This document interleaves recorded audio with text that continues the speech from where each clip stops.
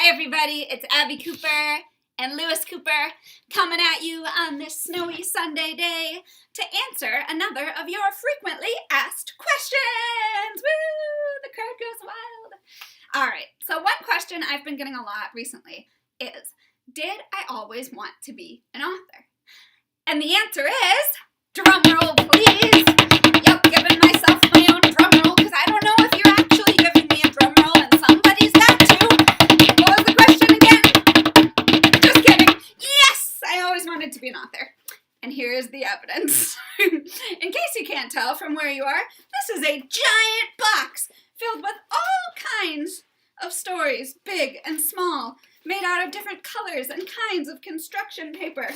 Construction paper from the 90s, the golden era of construction paper. I don't know what I'm saying. I'm just really excited to look at this box because there's some good stuff in here, my friends. Yes, as I was saying, I always wanted to be an author. I don't really know why. I just, ever since I was young, loved reading stories and writing stories. And honestly, I think actually it's probably because I loved reading stories so much and having them read to me. Thanks, Mom and Dad and family. Because I loved all that so much, I probably wanted to create my own. And I did! So little Abby made all kinds of stories. Just want to show you. Let's go through a few of them here. We've got the Poodles book.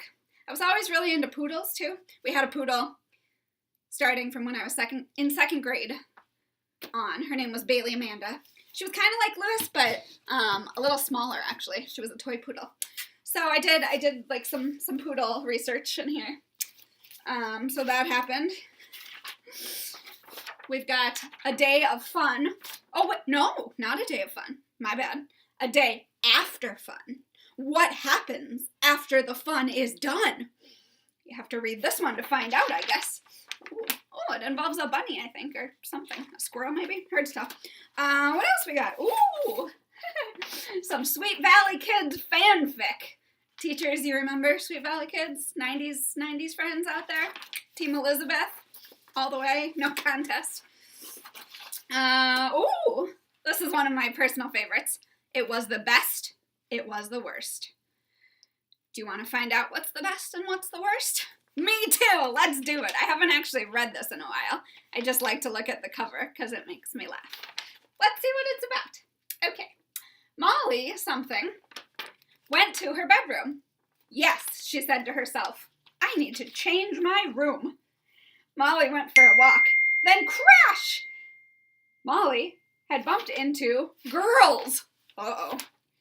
The girls looked nice. Hi, Molly said. Hi, said the girls. What is your name? I asked. Sharon Brinstead, said one. Funny story. Sharon Brinstead, that was my second grade teacher. Wonder where I got that name. Nancy Doonan, said the other. That was the other second grade teacher. Do you want to come to my house? I asked. Sure, they said at the same time. Good, let's go, I said. Sharon, and Nancy followed me as I led them to my house. This is getting exciting. I like your room, Nancy said, as she looked around my room. Me too, Sharon said. Sharon said, let's play school. Me and Nancy will be the teachers. Okay, I said. First here's our schedule. Pledge, meeting, math, whole group, lunch, recess, story, science, recess, team time. Busy day! 1,000 exclamation points. And that's what we did the whole time. Then we saw Sharon's house. It had a lot of grade books in it. I'm going to be a teacher when I grow up, Sharon said. I hope I have a girl named Abby Cooper when I am a teacher. I love that name. Yeah, that's a thing. Then we went to Nancy's house. I decided I liked their rooms, but I like mine too. Then I said to Mom, Mom, I'm not going to change my room. That's good, honey, said my mom. And Mom, I met some new girls today, Sharon and Nancy. I hope Sharon shows this book to Nancy. I want them both to see it. I have to go give it to Sharon, I said excitedly. I dropped it off at Sharon's house. I hope she liked the story. And here we have Sharon, our main characters, Sharon, Nancy, and me playing music on something that looks like a checkerboard accordion. Why do I have an accordion? I never played the accordion. I don't know. Many unsolved mysteries in this book. But speaking of Sharon and Nancy from this book, which one? Sharon was my teacher, Sharon Brinstead. And it was in her class, actually. Wait, I gotta find it. It was in her class where I actually had my official authorly debut. So I wrote this one book, I remember, if I can find it. It's in here somewhere. It's called Elisa is Missing. I don't want to spoil anything, but it's about a girl named Elisa who goes missing. There it is. And it was my first, real book. Look at this binding. Serious business. And it even has, I believe, a copyright page. Yep. 1997. Good times. And I remember one day, it was read aloud time, as you heard in the schedule from my last book. My teacher, Mrs. Brinstead, told everybody, big news. We are going to read a book by a brand new, awesome author. And I was like, oh, cool. Who could that be? This is awesome. And guess what? The awesome new author? It was me. She read this book to my class. And I felt like a very big deal. And the class was super into it. At least that's how I remember it. And, yeah, it was the first time I actually thought of myself as, a writer or an author. And it felt really good. And I liked it. And I still like it. Fun fact. So, yeah, thanks, second grade teacher. I remember that very, very well and very fondly. What else have I missed? Let's see. Oh, I know what I should show you. Oh, my. Aw, Arthur's birthday book. That's cute. Oh, Arthur is 7. Happy birthday, Arthur. You guys know Arthur, the aardvark. Here's a picture from his wild birthday party. Aw, happy birthday, Arthur. I hope we got you a good cake, bud. You deserve it. Oh, so here, you know how I like to play school? I would also make yearbooks, which still count as books, I think. Here's Mrs. Jones' class. Miss Moore. Mrs. Cooper's class. There's me, the teacher, I guess. Looks like I had some pretty cool students. Yeah, there's another class. Yeah. A lot of yearbooks. And then as I got older, we got a little fancier. We got some typed stuff. We got, some paragraphs in there. Oh, man. Yeah. Ooh, I wonder what this one's about. Pop goes the volcano. Sounds spooky. What do we have here of the spaceship? Sweet. Must have had a sci-fi phase there. Oh, I remember this one, the Sister War. Yeah, that was a fun one to write. Oh man, it just keeps going, guys. It just keeps going. So yes, anyway, to get to the point, to answer your question, yes, I always wanted to be an author. Now, none of these books got published, in case you didn't know.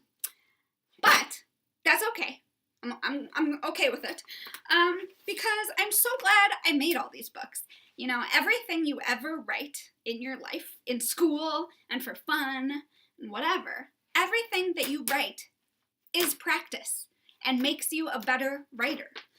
And, you know, while you cannot go get the classic, it was the best, it was the worst at your bookstore or your library, sorry, writing this taught me more about writing and helped me become a better writer. And then when I went to write Sticks and Stones, it wasn't so scary because I was like, you know, I've written some stories before. I think I can handle this. And I did. So, my friends, everything you write, oh boy, everything you write, however embarrassing and silly and awesome, it's worth doing. So, even if you're not sure, you know, where a story's going or what are you really going to do with it, that's okay. Keep writing it. It's going to make you a better writer, and it'll be fun to look back on one day. And also, just FYI, if you want to be a writer or an author, but you don't have, like, giant buckets of embarrassing stories in your closet, that's okay, too. I know a lot of people who didn't really start loving to write until later on in life, so don't panic. And same with reading, you know. I think I had an early start because I got read to a lot, and I loved being read to. But if you have not found your perfect book yet that makes you really excited to read, that's okay. Keep looking for it because it's out there. But also, don't panic. If you think you might want to be a writer one day or an author, you can do it with hard work and reading and writing and poodle snuggles anything is possible. All right, that has been your inspirational speech from Abby and Lewis. Hope you're having a nice weekend. Leave us a comment below and let us know which one of these books you would like to have me read a chapter from next time. Just kidding. Or am I? I don't know. Never really know.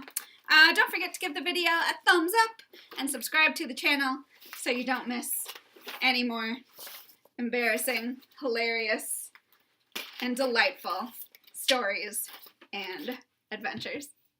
Bye!